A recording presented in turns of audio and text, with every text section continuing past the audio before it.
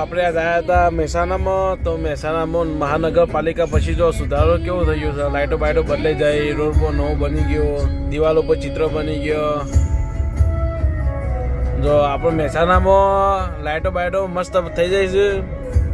હજી સુધાર ચાલુ કરવાનો તો થોડો ટાઈમ લાગે. બસ 1-2 વર્ષ પછી જે મહેસાણાની દ્રષ્ટિએ જોવા જઈશું તો મહેસાણા એક નંબરનું શહેર થઈ જશે આપણા.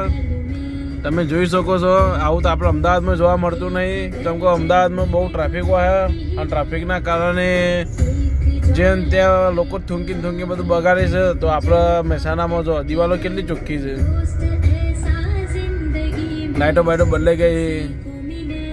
હજુ તો આપણે શરૂઆત થઈ છે, હજી થોડો ટાઈમ લાગશે, 4-5 વર્ષ. એના પછી તમે મહેસાણા એક નંબર થઈ જશે, અમદાવાદ કરતાં જોરદાર થઈ જશે.